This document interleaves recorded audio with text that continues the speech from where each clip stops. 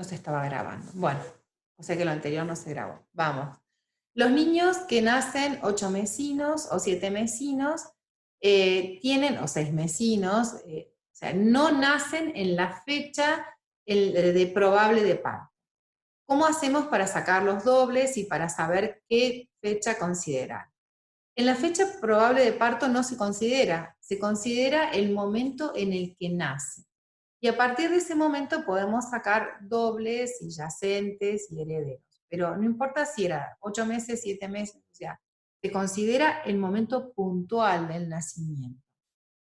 ¿Qué pasa cuando, ahora no sucede eso, pero van a encontrar que en los abuelos o en los bisabuelos tienen una fecha de nacimiento y a lo mejor, como vivían en el campo, iban al pueblo a 4 meses y lo anotaban en ese momento. O, por ejemplo, si vivían muy alejados y al año siguiente tenían otro hijo, los anotaban a los dos en el mismo acto. Bueno, se consideran las dos fechas. Vamos a trabajar con esas dos fechas, porque esas dos fechas son importantes, pero generalmente se toma la fecha del nacimiento. ¿Qué pasa cuando hay partos problemáticos, partos con inconvenientes? ¿Qué pasa con esos niños y qué buscamos en el clan? Muchas veces todo lo que da por resultado vida se repite. Entonces ustedes me van a decir, bueno, pero hay tragedias que no se pueden repetir porque son tragedias. Sí, pero esas tragedias a lo mejor dieron por resultado vida. ¿Y qué es dar por resultado vida? Dar por resultado vida es que el clan tuvo más integrantes, que los hijos, supongamos, un ejemplo, una familia formada por un papá, una mamá y 4 hijitos. El papá a los 40 años muere, la mamá tiene 34 años, se hace cargo de esos 4 hijos, los hijos terminan la escuela, van a la universidad, son exitosos en su profesión, se casan, tienen hijos. Esa mujer que queda viuda a los 34 años es abuela y después es bisabuela, o sea que a partir de ella y de ese marido que murió, se genera una familia inmensa. Eso para el inconsciente biológico del clan es un éxito. Entonces, que alguien tiene que morir para que el clan se reproduzca, pueda comer, pueda juntar reservas y ser exitoso y reproducirse. Bueno, el tema es, no tiene que morir, pero lo que sí pasa en el clan para poder asegurarse el éxito es que algunos integrantes del clan, cuando llegan a los 40 años, algo en ellos muere. Si bien no mueren ellos, algo en ellos muere. Por ejemplo, todos aquellos que son dobles de ese abuelo por fecha de nacimiento o por fecha de defunción, cuando llegan a los 40 años, algo muere. O se separan, muere una relación, o pierden el trabajo, muere esta relación de trabajo, o se pelean con alguien muy importante en sus vidas, que no es una pareja, o sea, algo en esa persona muere a los 40 años. Es la forma que tiene el clan de reasegurarse de que va a ser exitoso. Entonces, todo aquello que da vida, que es un éxito, termina reproduciéndose. Y ahora vamos al problema de los que nacen con dificultades, con partos complicados. Muchas veces el niño que nace con 2 vueltas de cordón o que nace con alguna complicación de estas que termina yendo a cesárea, en realidad en la naturaleza ese niño no nacería. O sea, en la naturaleza una madre que tiene un parto en donde el bebé se tranca, no nace, muere la madre y muere el niño. Entonces, eso es lo que vamos a buscar en nuestros árboles. Si nosotros tenemos hoy una cesárea, porque el bebé no pudo salir, porque se complicó el parto, porque venía con 2 vueltas de cordón, bueno, vamos a buscar, nos está diciendo que arriba hay alguien o que murió en el parto, o que el bebé murió en el parto. También, si tenemos vueltas de cordón, nos está diciendo que hay una memoria donde alguien con un cordón puede haberse ahorcado, puede haber un suicidio, o puede haber ahogos, o muerte por asfixia. Eso me está diciendo un niño que nace con vueltas de cordón. Entonces, por ahí, cuando estudiamos los árboles, dice, no, pero yo no tengo ninguna información de mis abuelos. Bien, es probable que no tengas o de mis bisabuelos. Es probable que no tengas nombres ni fechas, pero si me decís, mira, mi hija nació por cesárea y tuvo 2 vueltas de cordón en el cuello, o el día que nació, a partir del día que nació mi hija, yo tengo terror, pero un terror que no sé de dónde sale, a que se muera. Ese dato es indispensable, es fundamental, porque me está diciendo que allá arriba alguien murió en el parto, o se le murió el hijo, y seguramente yo estoy siendo doble de esa mujer a la cual se le murió el hijo. Y esto ha sido tan doloroso, esta bola es tan densa de dolor que necesita un montón de generaciones para ser metabolizada. A mi bisabuela, Lucrecia, se le murió su cuarto hijito, su cuarta hijita, porque tomó queroseno. Murió envenenada, un edema de glotis. Tenía 1 año y 3 meses, o sea, 15 meses de vida. Eso pasa a transformarse en una bola de dolor imposible de metabolizar, imposible. Sus hijos, cuando se casan con personas, los 3 hijos vivos que quedan, se casan con personas que son dobles de esa niña, inconscientemente, obviamente. Los datos de esa niña se pierden en la nebulosa del dolor. Pasó a tener el nombre diminutivo. Nadie sabía cuándo cumplía los años, cuándo murió, nada. Han pasado 5 generaciones de esa situación. Mis 3 hijos varones son dobles de esa niña. ¿Qué significa? Y yo soy doble de mi bisabuela. Y mi marido yo busqué un marido que es doble de mi bisabuela. ¿Qué significa? Que ese drama recién ahora está empezando a sanar. Y es la única forma que tenemos de recuperar esas historias. Si tengo terror a que a mis hijos les pase algo, pero un terror que no lo puedo describir, es una opresión en el pecho, pues entonces tengo que ir a buscar ese drama en mi clan. Y yo estoy siendo doble de esa que se le murió a la niña, o de ese al que se le murió. Y lo estoy siendo justamente para poder terminar de sanar, de llorar, de darle el lugar, de terminar el proceso de duelo. Hay gente que concluye un proceso de duelo en una vida. Hay familias que no pueden concluir sus procesos de duelo y les lleva generaciones. Entonces, sanar es eso, es recuperar esas historias.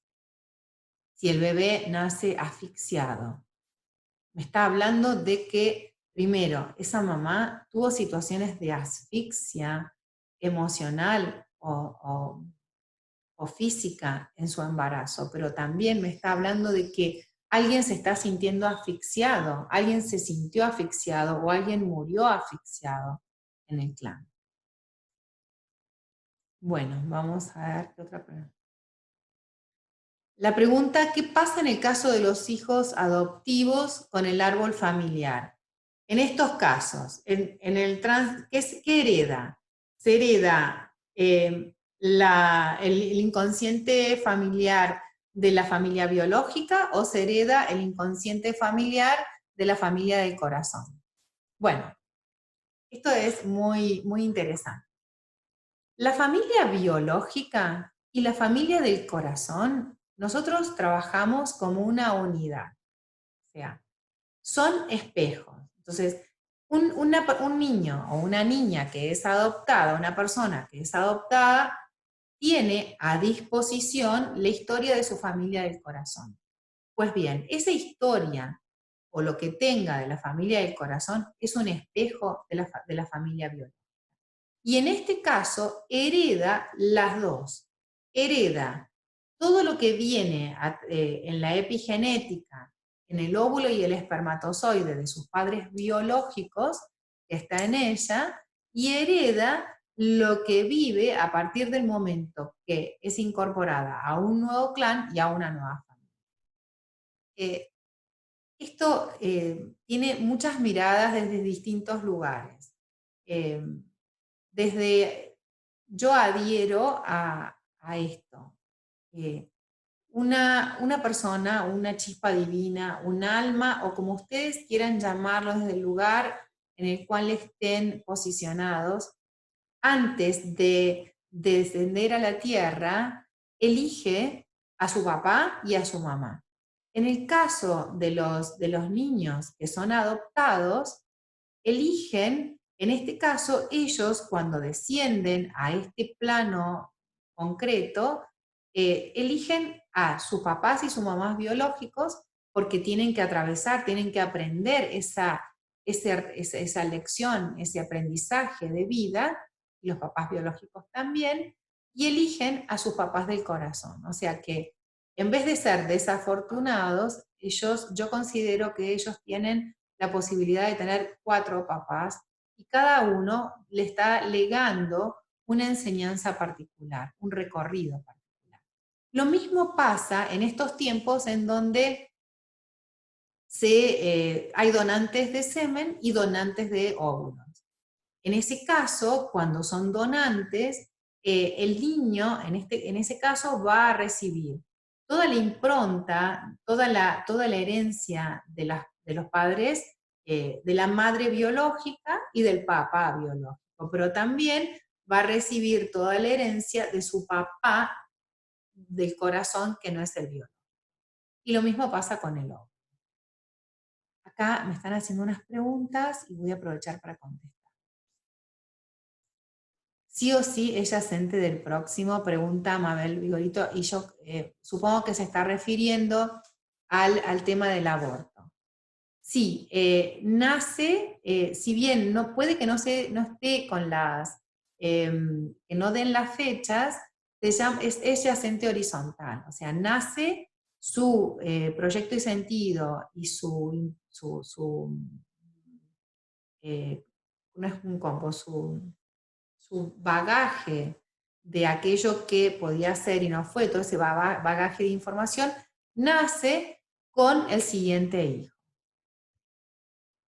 La pregunta es, el bebé de mi amiga murió por vuelta de cordón. Mi hija nació con 2 vueltas de cordón y nació el mismo día que tenía que nacer su bebé. Estábamos embarazadas las 2 al mismo tiempo. Ella lo pierde a los 8 meses. Qué fuerte.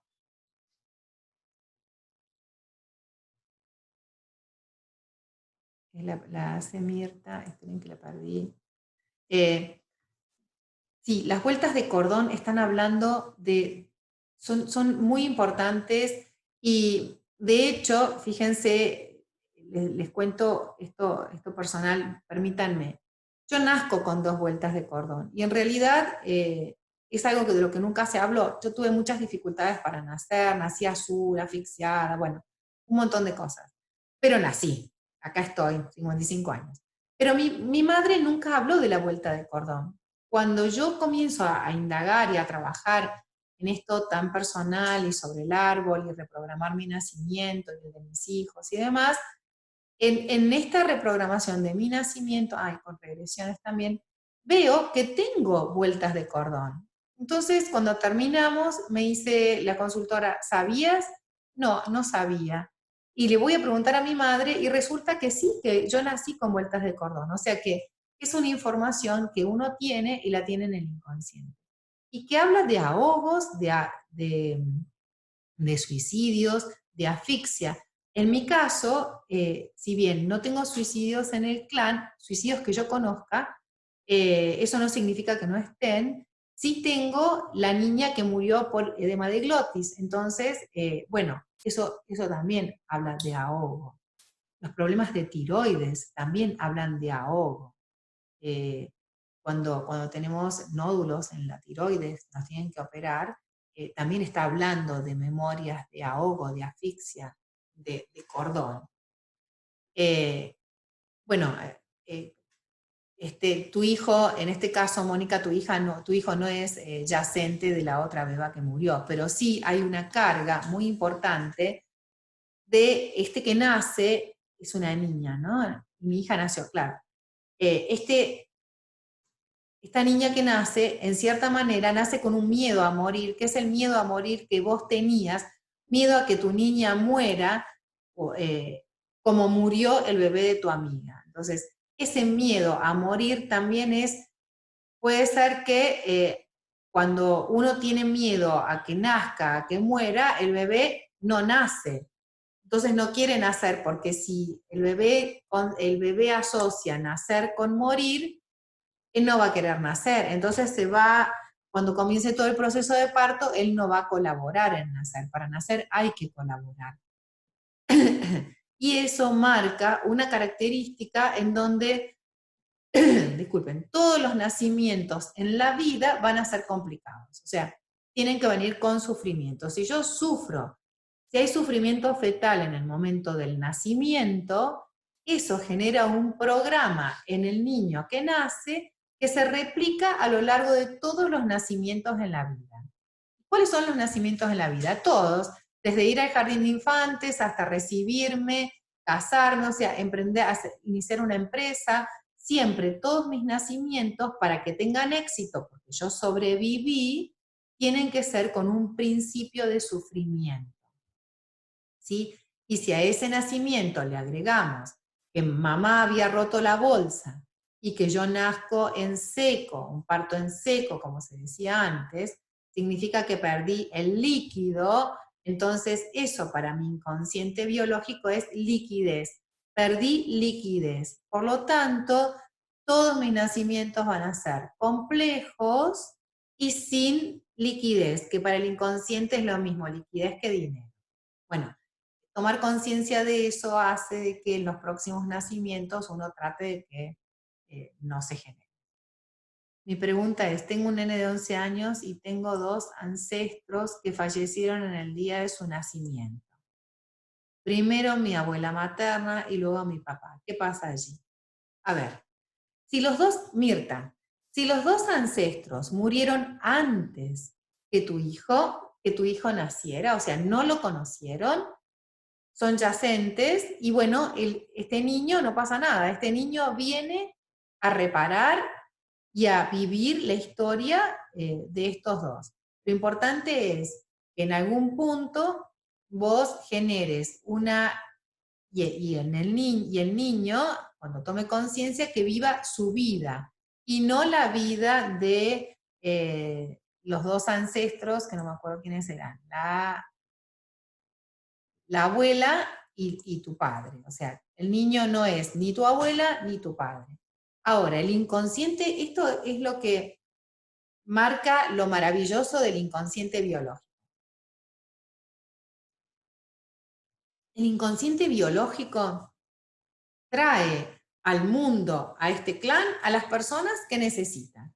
Y en este clan se necesitaba completar a la abuela y completar a papá. Entonces, nace. Ahora, sí. Los conoció a los 2. Entonces los dos lo están nombrando heredero universal. O sea que lo nombran heredero de todos los programas para poder completar. De cualquier manera, a los 11 años uno puede empezar a marcar diferencias. Vos le vas a empezar a decir, tu abuela vivió de esta manera, vos tenés la opción de vivir de esta otra. Mi papá vivió de esta manera, vos tenés la opción de vivir desde esta otra. Porque muchas veces pareciera que morirse limpia y borra y pasamos a ser perfectos. Y no es así. Hay cosas que nos gustaron de nuestros abuelos y hay cosas que no nos gustaron. Y hay cosas que nos gustaron de nuestros padres y hay cosas que no nos gustaron. De la misma manera que nuestros hijos van a decir de nosotros. Esto es una cadena sin fin. El hecho de que yo me muera no significa de que me purifique y deje de ser molesta, a lo mejor para mis hijos. Voy a seguir siendo molesta, viva o muerta. Entonces, cuando nosotros tenemos hijos que heredan este tipo de programas, lo que hay que contarles de los que los están nombrando herederos universales es lo bueno y también aquello que yo consideraba que no era tan bueno. Si mi papá era un jugador, yo tengo que contarle a mis hijos, mira, mi papá se murió, pero eso no lo hace que no me haya hecho sufrir porque era jugador. Entonces, de esa manera mi hijo está teniendo la opción de tener lo bueno y de tener aquello que no era, o que yo consideraba que no era bueno o que me estaba haciendo mal. Entonces, de esa manera, él puede ir optando por no replicar inconscientemente toda la historia. Ahora, eso no significa que si mi papá era jugador, mi hijo va a ser jugador. Mi hijo tiene las dos opciones, la de ser jugador o la de no arrimarse nunca a nada que sea apuestas por dinero. Pero yo, como mamá, tengo la opción de contarle lo que a mí me hacía sufrir de mi padre. Entonces, eso también es darle todas las opciones y permitirle que cuando llegue el momento, él va a jugar o no en función de todas las opciones y no de un llamado del inconsciente biológico para que repita la historia de papá, por ejemplo. No sé si me ha quedado alguna pregunta aquí. Perfecto. Vamos a ir a otra de las preguntas.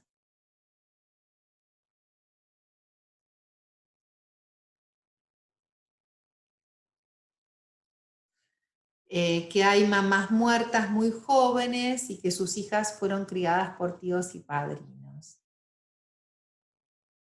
Y hay adopciones. Bueno, en este caso, cuando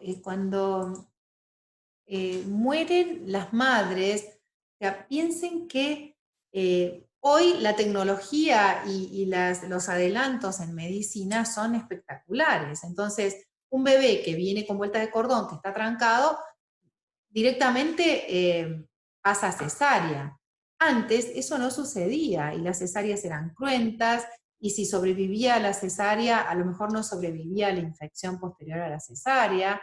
Entonces, se generaban hemorragias terroríficas, que el útero es muy, muy complejo, entonces tocar el útero a veces implica que se puede generar una hemorragia que no puedas parar, las madres morían por hemorragias. Entonces, esos son dramas de altísima carga emocional, que se callan, se silencian, porque justamente los dramas se silencian no porque haya una mala intención, se silencian porque son terriblemente difíciles hablar del drama. Entonces, una madre que muere, imagínense, el padre tiene su parto en su casa, y tienen ese bebé, y sobrevive el bebé, y en el momento en que está ese bebé sobreviviendo, la madre se está muriendo de una hemorragia, se está muriendo, eso es un drama, es un drama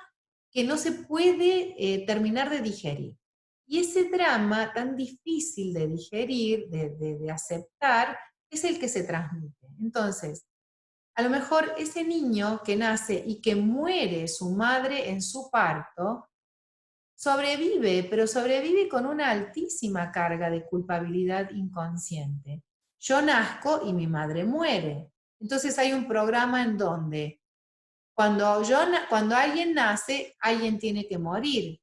Entonces nos encontramos con que de golpe, cuando una mujer viene a la consulta y me dice, no puedo quedar embarazada, he hecho todo lo que había que hacer y no tengo ningún problema, no tiene problemas mi marido y no tengo problemas yo.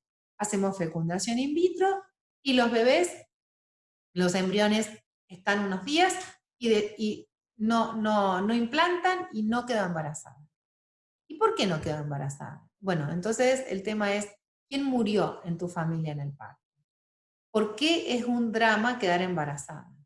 Entonces, cuando las madres mueren en los partos, genera todo un drama familiar. ¿Quién cría esos hijos? Son dados en adopción, los bebés mueren, los otros más grandes se hacen cargo del pequeño, el papá se suicida porque no puede con esta situación, o sea, o sobreviven a duras penas, criándose como pueden, ayudados por tíos y vecinos, en algún punto la madre es el hogar, es el útero, es el lugar que nuclea, no está, entonces se generan familias que se van desmembrando. Hay mucho allí para ver cuando decimos hay una madre que muere en el parto. Entonces, eh, otra de las cosas que me acabo de acordar recién. Supongan, hay casos en donde tiene su primer hijo perfectamente bien y cuando quieren quedar embarazadas del segundo, no pueden. O tienen el primer hijo, tienen el segundo y cuando quieren quedar embarazadas del tercer hijo, no pueden. Y no pueden, y no pueden, y, y no sé qué pasa. Entonces, lo que vamos a buscar ahí cuando no se puede quedar embarazada es qué segundo hijo murió, por lo tanto no voy a quedar embarazada del segundo, o qué tercer hijo murió, por lo tanto no voy a quedar embarazada del tercero, si estoy siendo doble de esa abuela o bisabuela o tatarabuela que perdió a ese hijo. Bueno, a ver. La pregunta es, ¿cuál puede ser la razón de muertes de bebé, niños y jóvenes en las distintas generaciones? Y sucede algo similar en el transgeneracional de mi marido. Bueno, esto es, yo no sé cuáles pueden ser las razones por las que se muere, pero hay una historia de pérdidas y es un clan que ha sobrevivido a las pérdidas. Por lo tanto, si ha sobrevivido a las pérdidas, por una cuestión de lealtad inconsciente entre los miembros, seguro que están en relación estas pérdidas unas con otras. Por ejemplo, una niña muere hace 5 generaciones o 4 generaciones. 4 generaciones posteriores, una chica, una niña de 19 años, esta niña muere por accidente, toma algo por accidente. Ahora, 4 generaciones después, una niña que es doble de esta que murió por accidente, muere en un accidente de auto, en el mismo clan. O sea, tenemos el mismo drama, y hay una lealtad invisible. Esas lealtades están y es lo que tenemos que buscar en los árboles. Pero todo esto no es para que nos psicoticemos y salgamos desesperados a ver si nuestros hijos van a morir o no. No sabemos. La realidad es, ninguno de todos los que estamos aquí sabe si mañana amanece. No lo sabemos. Confiamos en que la vida va a ser abundante y generosa con nosotros y que no vamos a atravesar por la desgracia de tener que enterrar un hijo. Ahora, si esa desgracia está en la familia, búsquenla para sanarla. Y sanarla es darle lugar, hablar de ella, llorar, cuáles son las emociones que se pusieron en juego, qué es de lo que no se habló. Familias cierran las bocas en ese momento, las cierran porque el dolor les hace apretar los dientes. Cuando se refiere a que lo mismo sucede en el caso de la familia de su marido, sí, los árboles son espejos. Cuando yo digo, no, los locos están en tu familia, los míos son recuerditos, no, no, no, no. Están los míos también, lo que pasa es que están escondidos, nada más. O sea, lo que hay en una familia lo van a encontrar en la otra. De hecho, cuando arman los árboles, arman el árbol genealógico de los hijos, o cuando arman el árbol genealógico de los padres, van a ver que fechas, nombres, situaciones se repiten. Las muertes de los niños es algo que se repite. Y se vienen repitiendo de generación en generación hasta que justo se tenían que unir este papá y esta mamá para dar este hijo que va a terminar o tener por lo menos la posibilidad de sanar, de hacer visible, de comprender, de asimilar esta situación y poder trascender. A ver, acá hay alguien que escribe. Ayer hice una carta natal, pregunté por algo que vi que herida en tu vida prenatal le costó recordar. Nació con doble vuelta de cordón, el médico preguntó al padre qué vida hay que salvar, el padre dijo a la mujer, le pido disculpas 1000 veces, finalmente nadie murió. A esta persona siempre se le adjudicó el rol de responsable. En todo desde cuidar a sus hermanos, hay muchos secretos. La madre hace constelación, él no la soporta, dice que grita para hablar que es malo. No estoy entendiendo muy bien la pregunta, pero ¿qué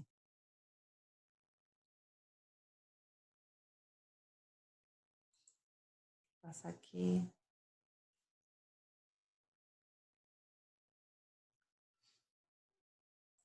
No sé qué ha puesto. Un minuto porque... Ahí está. A ver. Todo lo que... Ustedes imagínense en esa situación, en un momento de máxima desesperación. Lo que responde el padre es lo que responde la naturaleza. No se responde conscientemente. Recuerden que del 95 al 97% de todas nuestras acciones y decisiones y pensamientos corresponden a información que está en el inconsciente. Solo el 3 o el 5% es información que está en el consciente. Y en el inconsciente está, además de toda la información familiar, está toda la información de la especie, toda la información de los seres vivos de este planeta. O sea, toda la información está ahí. Entonces, cuando en una situación en donde el médico le pregunta, ¿la madre o el hijo? No está respondiendo el hombre, está respondiendo la especie, y en la naturaleza el que muere es el hijo, no la madre. Porque la madre puede tener otro hijo y en cambio al hijo lo tiene que cuidar la madre. Es una cuestión explicada, es una cuestión que nos puede parecer cruel, pero en la naturaleza, siempre la naturaleza prioriza a la madre y no prioriza al hijo, porque la madre puede seguir aportando individuos para que la especie no se extinga, pero el hijo, la cría, si no tiene una madre que lo cuide, no sobrevive. Entonces, ante eso, la naturaleza prioriza a la mamá. En este caso, si el papá responde eso en la sala de partos, imagínense, ese niño escucha en su inconsciente esa respuesta, por lo tanto, nace con una altísima carga o de reproches o de malestar, que hasta que no lo escarbe y lo comprenda y lo saque y lo metabolice, lo va a seguir teniendo. ¿Hay algún ritual? Mónica pregunta, ¿hay algún ritual para sanar a todos los bebés no nacidos, abortos, nacidos? Bien, una carta, hay que hablarlo. Sí, hay un ritual que se llama, es un ritual para enterrar a los no nacidos, sean los que sean. Fíjense que inclusive no hay un registro de nonatos, de no nacidos en el país. Sé que en Chile se comenzó a implementar, o sea, ni siquiera existen. Uno tiene 4 meses, pierde el embarazo, deja de existir, o sea, pasa a la nebulosa, y en realidad esa mamá fue mamá durante 4 meses, y hubo un niño ahí durante 4 meses. A ver, al margen de lo que cada uno pueda pensar respecto a aborto sí, aborto no, pañuelos verdes, amarillos, violetas, celestes, o sea, toda esta discusión, hay una realidad biológica. Legalmente, los abortos en la Argentina están permitidos, o sea, se van a aprobar hasta el tercio del embarazo, o sea, 12 semanas, legalmente. Biológicamente hay otra regla. Biológicamente, a partir del momento en que un óvulo y un espermatozoide se unen, hay vida. Que querramos verlo o no, es una cuestión personal. Pero a partir del momento que un óvulo y un espermatozoide se unen, hay vida. Y nosotros hablamos de que es un encuentro de 3.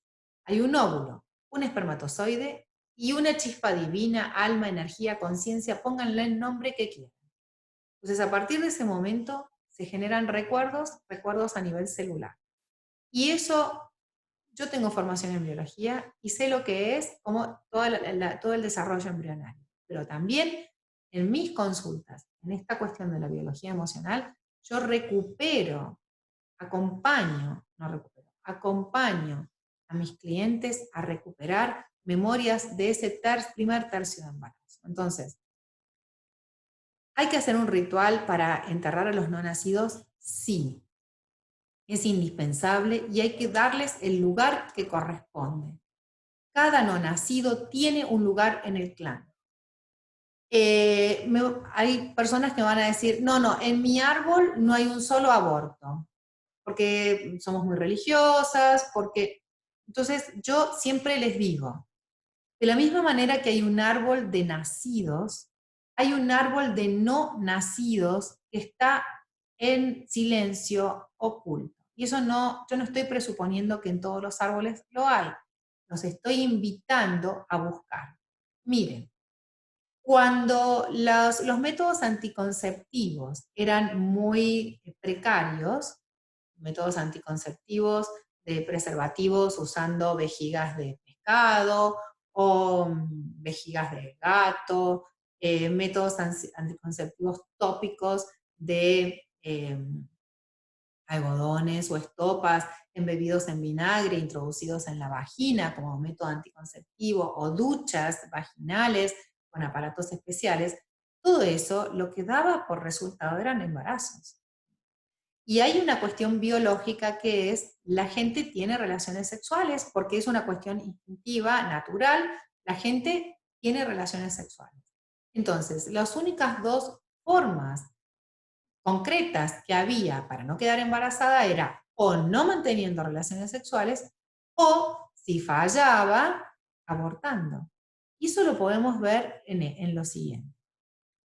Familias que tienen 10 hijos significa que no estaban abortando, que los estaban teniendo. Ahora, descendientes de familias que tenían 10 hijos y todos sus descendientes tienen un hijo, en épocas en donde no había 1, 2, 3, en épocas en donde no había anticonceptivos, la variedad y el surtido que hay hoy, estamos hablando de que tal vez, a lo mejor, puede haber habido abortos allí. Y si no hubo abortos allí, vayan viendo que hay una increíble frustración a nivel de sexualidad que también se hereda. Entonces, si tenemos problemas con la sexualidad, también tendríamos que ir a ver cómo fue la sexualidad de mi abuela o de mi bisabuela. Y cuál tal vez ha sido el método anticonceptivo que utilizaba para no tener 10 hijos. Eso también generaba una increíble bola de frustración que se traslada de generación en generación. El ritual para los no nacidos es muy simple. Yo les voy a dejar en el grupo un archivo para que lo puedan descargar y es muy simple. También se puede hacer una carta.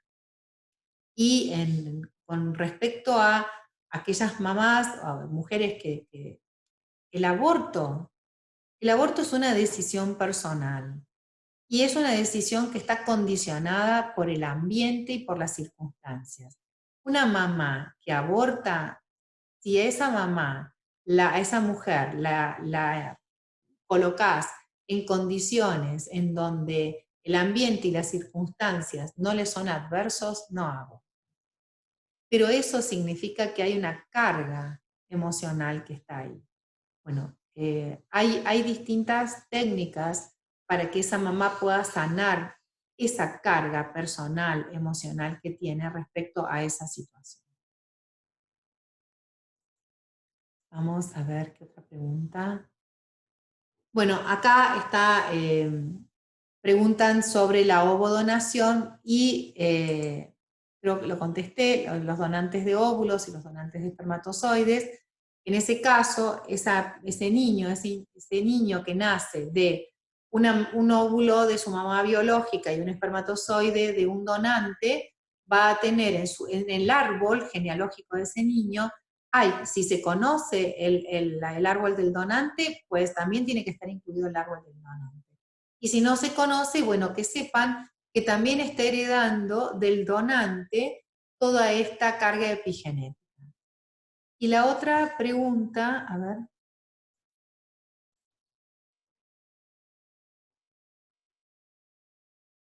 Los adoptados, los donantes de óvulos.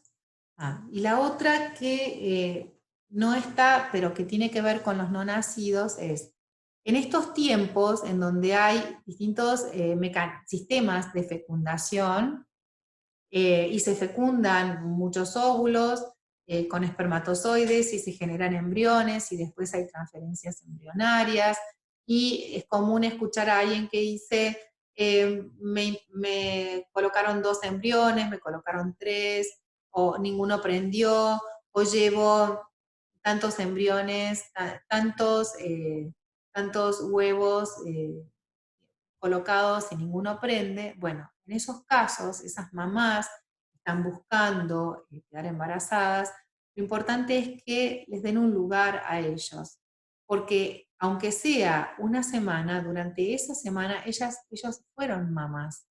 Y eso de ser mamás implica que tienen que darle ese lugar y hacer la ceremonia por cada uno de ellos. O sea, cada uno de ellos tiene que tener su lugar en el árbol, su lugar en la familia. Entonces, si tuve 7 embriones colocados y ninguno prendió y el octavo sí, bueno, este niño que nace no es mi primer hijo, es mi primer hijo vivo, pero es mi octavo embarazo.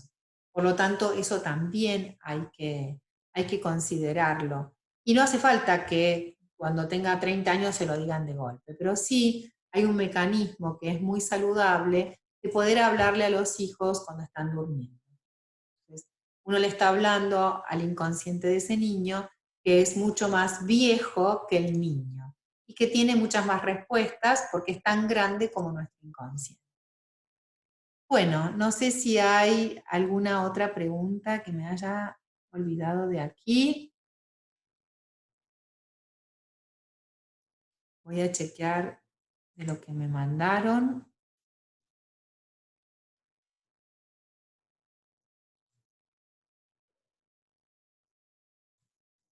Bien. No, estaría todo, salvo que tengan alguna pregunta. No, no han escrito.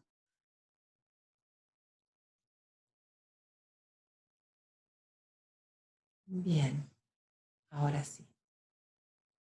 Los hijos rechazados al nacer. Wow. Clara.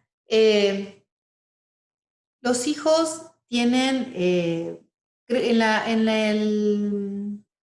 el tema de esta semana hablábamos de los excluidos. Hay muchos excluidos y hay excluidos vergonzantes y hay excluidos por circunstancias. Los hijos que se excluyen por vergüenza tienen que ver con los hijos que nacen fuera del matrimonio, entonces esos hijos no son incluidos en el clan. Y fíjense un detalle. Cuando en una familia, en un clan, alguien adopta un hijo, el hecho de adoptar un hijo significa estoy trayendo al clan a alguien, implica que alguien más arriba tuvo un hijo y no lo incorporó al clan. Lo tuvo fuera del clan, es un hijo excluido. Por lo tanto, en la siguiente generación estoy trayendo. Fíjense, un matrimonio que adopta una nena, un varón y una nena. En distintos tiempos tienen sus 2 hijos. ¿Eso qué significa? Significa que arriba su abuelo o su bisabuelo tuvo con otra mujer que no era la esposa legal, tuvo con su amante, un varón y una nena. ¿Y quién nació primero? El varón. ¿Y quién nació segundo? La nena. ¿Y cómo adopta esta familia? Adopta primero el varón y al poquito tiempo adopta a la nena. Entonces, eso el inconsciente biológico, el inconsciente familiar, trae a los que no están. Entonces, los hijos rechazados pueden ser por nacer en el lugar equivocado de la calle o porque nacen con alguna dificultad y que naturalmente, a ver, yo voy a explicar desde la biología, no lo voy a explicar desde la lógica y desde el consciente, lo voy a explicar desde la naturaleza. Y es trágico lo que voy a explicar desde la naturaleza, porque la naturaleza no tiene emociones, la naturaleza es naturaleza. Cuando en una cría, en una camada de 7 perritos, hay uno que nace con dificultades, la misma madre lo corre, porque le está dando la posibilidad de que sobreviva a aquellos que van a tener posibilidades de sobrevivir. Eso es en la naturaleza entendible. En el humano es trágico, es espantoso y no lo aceptamos. Pero eso no implica que cuando nazca un niño con dificultades, la primera reacción familiar sea la biológica, no la racional. La primera reacción familiar es, no, estoy embarazada y mi hijo tiene espina bífida, hidrocefalia, un síndrome de alguna trisomía, que son muchos, o viene con alguna malformación y hoy en las ecografías sale. Eso, la primera reacción es biológica, no es consciente. Esa reacción biológica, cuando tomamos conciencia de la reacción biológica, nos condenamos y nos culpabilizamos por haberla pensado, pero no lo podemos controlar. Esa reacción es incontrolable, es una reacción de nuestro inconsciente biológico. Eso no significa que estoy justificando a una mamá o a un papá que cuando nace un niño con dificultades lo tira. No lo estoy justificando, porque hay una responsabilidad emocional, física. Yo soy madre y soy madre y soy madre de lo que sea hasta el último día de mi vida. Y soy padre y soy padre. Pero eso lo que estoy tratando de explicar es lo que nos pasa biológicamente en el inconsciente. Y miren esto. Esta es la explicación biológica más fuerte respecto a lo que sentimos.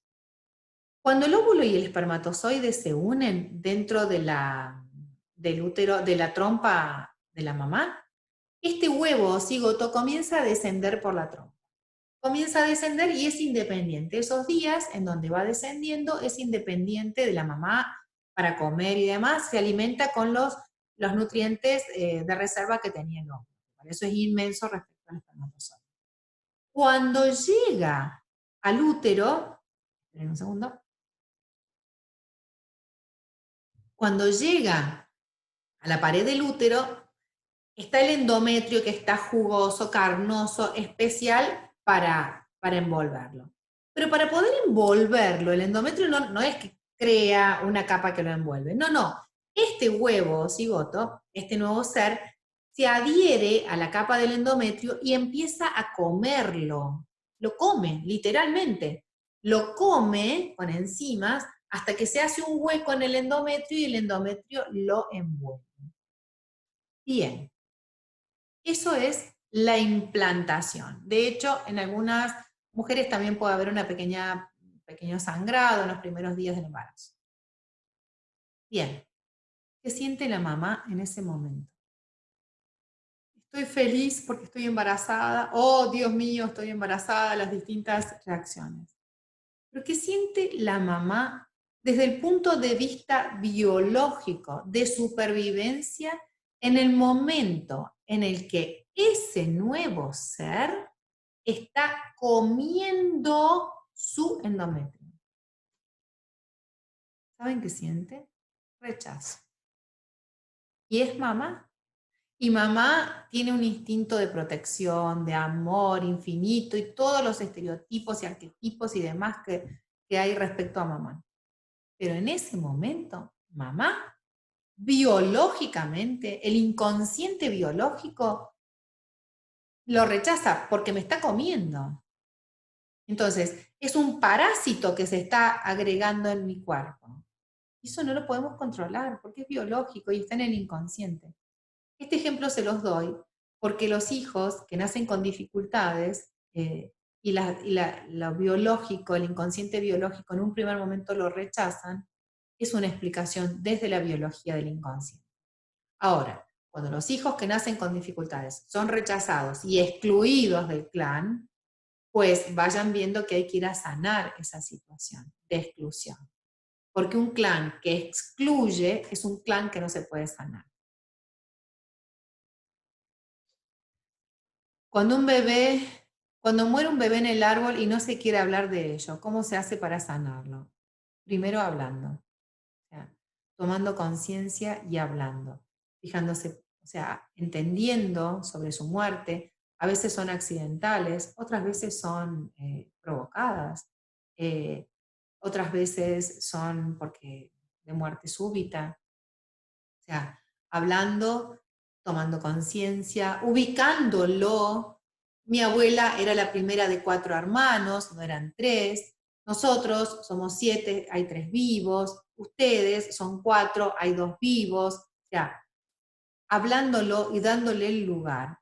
Y que nuestros hijos sepan que arriba había otro. A lo mejor ni les interesa, pero uno lo pone en palabras. Poner en palabras es darle el lugar que ese ser no tuvo.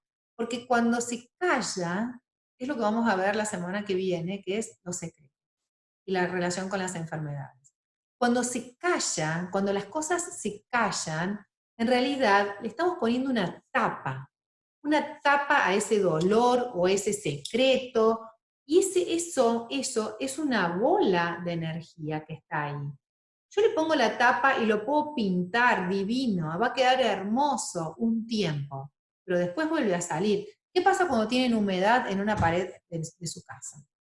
Si no arreglan el caño del baño, por más que piquen la pared, la revoquen, la pinten, venga el mejor pintor y la pinte y quede divina, después de un tiempo, la humedad que pierde el caño del baño va a terminar por aparecer y explotar ese revoque divino. Y va a seguir explotando, yo lo voy a seguir arreglando y eso va a seguir explotando hasta que un día voy a decir, che, es hora de que arregle esa pérdida que está en el caño. Bueno, eso pasa con los secretos, eso pasa con las muertes que no se hablan, eso pasa con las grandes bolas de dolor. Tenemos una bola de dolor porque murió un niño y es injustificado y es imposible de digerir y de hablar y de resistir. Pues en las generaciones que vienen vamos a tener gente que no va a hablar, porque como es imposible hablar de eso, vamos a tener gente que no va a hablar, que no va a querer mirar a la cara a nadie, porque si lo miro con los ojos, se me va a escapar el secreto. Entonces voy a dar vuelta la cara y no voy a hablar. Estoy hablando de autismo. Entonces, eso no significa que cuando no se hable de algo voy a tener un autista, pero sí significa que si aparece un autista, tengo que ir a buscar qué es lo que no se habló, cuáles son las muertes que no se hablaron. ¿Sí? Eso es. Bueno, no sé si hay alguna otra pregunta.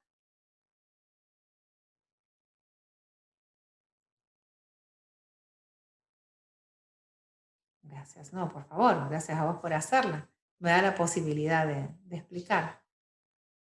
Bueno, si no tienen otra pregunta, los invito a caminar la semana que viene, que estaríamos transitando ya la última semana. El miércoles que viene vamos a tener una clase exactamente igual a esta y las invito a poner todas las preguntas en el grupo para ir comentando a medida que vayamos transitando la clase.